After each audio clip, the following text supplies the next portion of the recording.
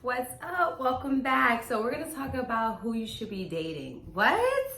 Who you guys should be dating? Shouldn't it be my Venus sign? No. No.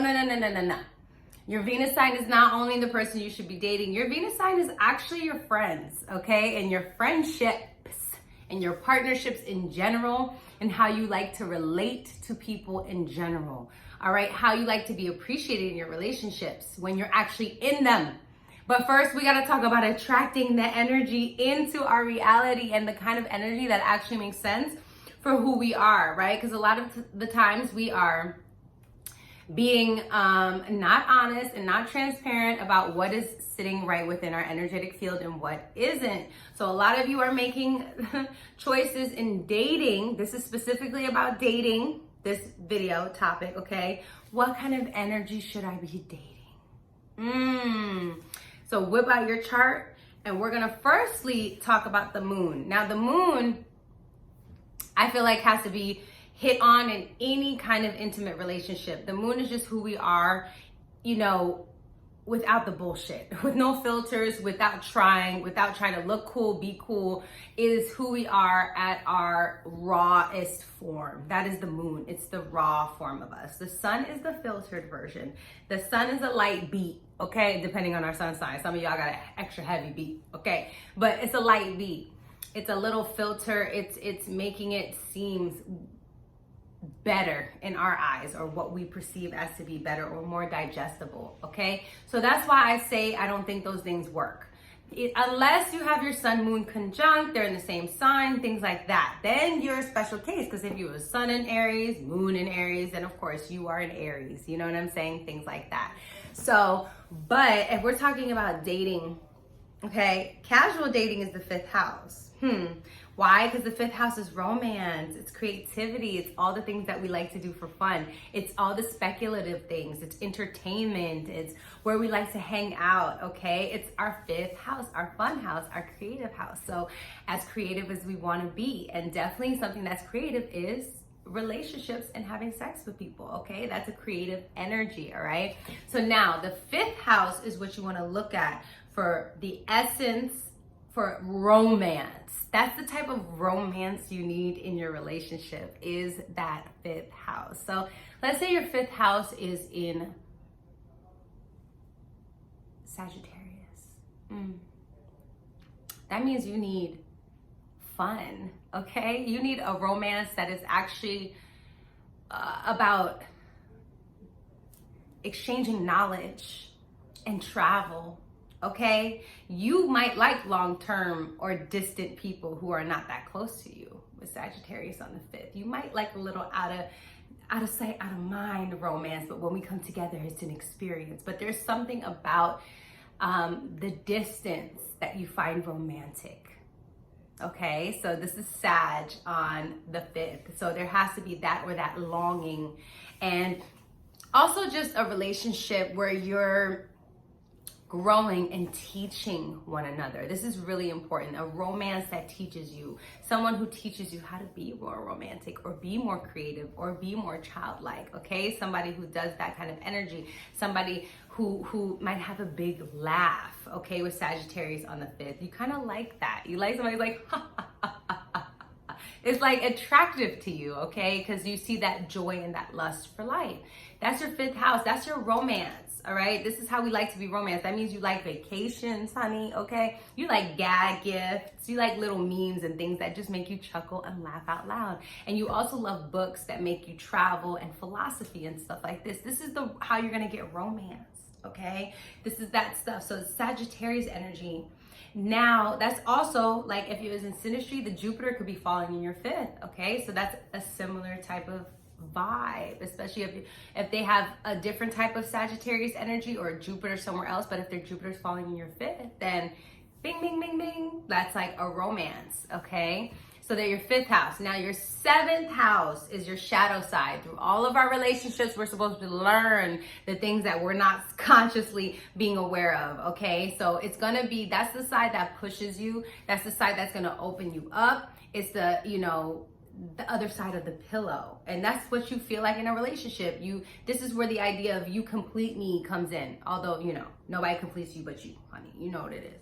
But this is where, can we work together? Can we really link up? Can we partner together? This is what this energy is, okay?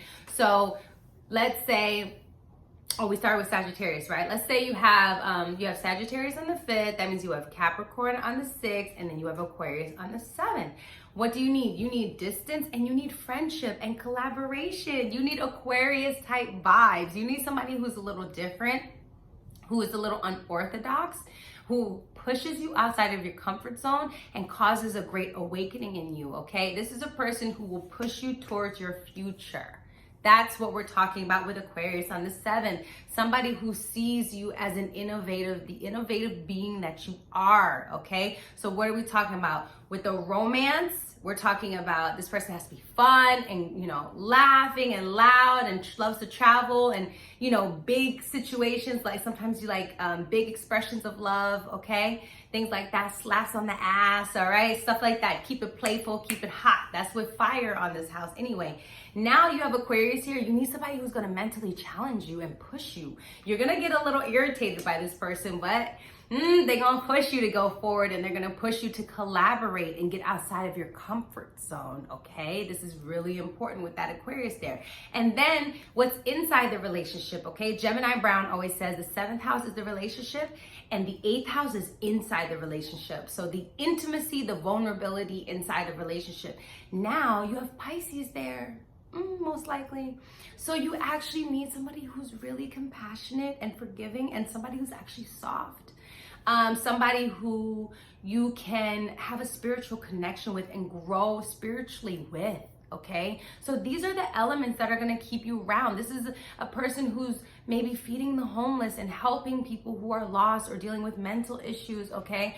Or maybe they're working in, a spiritual type of field or something like that, okay? This person is very Pisces driven, or they just love to dance, okay? Or they love music, all right? Because this is Pisces type of stuff.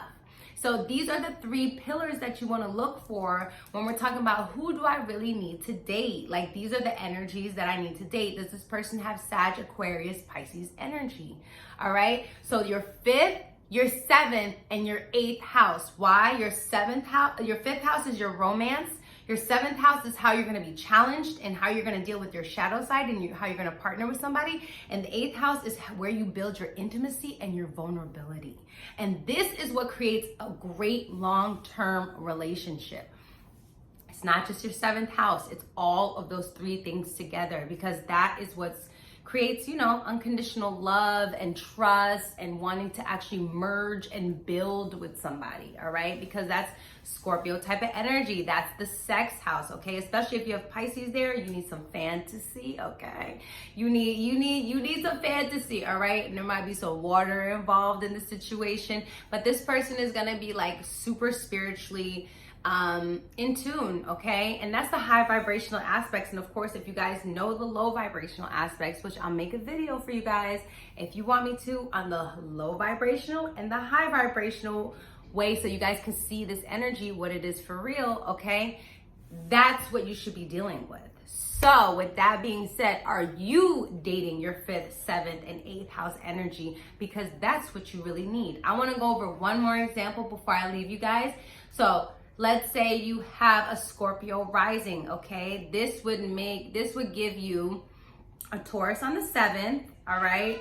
And Aries on the 5th. So we need Aries, Taurus, and Gemini energy for a Scorpio rising for you actually to be in a relationship and want to hang out with somebody long term. Hello. Okay, so this means Aries on the 5th. So you need somebody spontaneous. You need somebody who's going to take you out of your shell and surprise you. You do need that. And you need somebody who's driven and a go-getter, and somebody who's direct. And, little hair pulling action when we're talking about romance, all right? The romance just has to be fun. It has to be hot and passionate. Then when we're talking about, oh my God, I'm so sorry. No, the 5th house, the 5th house, no, that's Taurus, Aries, Pisces. I'm so sorry, guys. Let me rewind. For a Scorpio rising, although some of you this might suit, especially if you have interceptions, it's okay though. But for a Scorpio rising, you have Pisces, all right? Pisces on the 5th house. You need your romance. You kind of have this, you need someone to save you mentality. This is the low vibrational side, okay? But Pisces there on the 5th would just mean like, this person like sings to you and writes songs for you, and they're very musically gifted as well, okay? These people, you might meet them dancing, you might meet them doing some kind of spiritual thing. The romance, Scorpio risings, you guys don't get in relationships for no reason. It's usually a spiritual thing for you guys, okay? So the romance has to be very Pisces-like. There has to be, like, this person has to bring beauty to you, okay? They have to show you what beauty can be, and they have to brighten your eyes, because Scorpio risings, you guys tend to have the tinted life. So it's somebody who can make it more beautiful for you, someone who can take you on an adventure. It's almost like a movie, your romance, you almost want it to be like feel like you're in a damn movie, okay? And then you have Taurus on the 7th, okay? Then you need somebody who's also down to earth and chill and calm and cool, okay? Like, you love to go out on dates that are really fancy and really romantic, and picnics and flowers and getting dressed up. But when it comes to, your everyday life, like just how you guys are, you need somebody who's going to be stable and be there for you and really help you just beautify your life one day at a time, and really help you invest in yourself, okay? That's a big thing. This person should be helping you with finances, should be helping you with any of those things in your life, okay? Really helping you invest in your own things and pushing you to invest in your own dreams and your own ideas and all that kind of stuff. And then you're gonna have Gemini on the 8th, and this person needs to be able to talk to you and mentally connect. There's like a psychic thing that you want with this person. It's like you guys finish each other's sentences in your heads. You guys look at each other and you have this unspoken connection, this unspoken word. And you guys talk a lot about the occult, and maybe watch tarot videos together or astrology videos together. You know what I'm saying? Like, hey, like right now, you know what I'm saying? So, or maybe you guys, you just do 8th house stuff together in private, okay? You guys have secret text messages and stuff like that where you feel flirty and things like that, but there's constant communication. There's constant communication with these Scorpio risings. Don't let them fool you. They love to know when they're really into you. They're texting you every day. They're hitting you up. They're giving you information, okay? So is this making sense? I hope you guys understood this video. I hope it made sense for you guys. Your moon is highly, highly, highly important, okay? But when we're talking about dating, please look at your 5th, your 7th, your 8th house energies, meaning the cusp that starts that house, all right? Is there fire on the 5th house? That means you need passion, okay? Is there air on the 5th house? That means you need communication, all right? When it comes to your romance, you need to talk.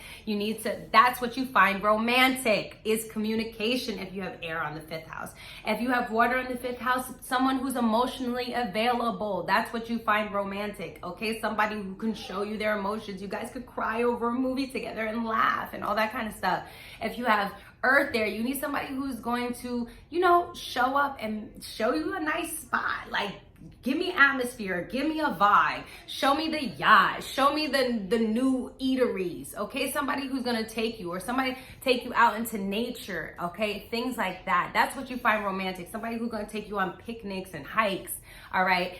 That's the 5th house in earth, all right? And if you have, did I say water, earth, air, and fire? I hope I said them all. If not, I hope I didn't miss any. But let me know what you guys thought about this video. I hope you're dating your 5th, 7th, 8th house, okay? And this is definitely also things that your long-term partner would have, but I need you guys first to recognize, are you actually even dating that energy? Or are you going totally against your chart? Let me know in the comments, and I'll see you guys on the next one. Bye.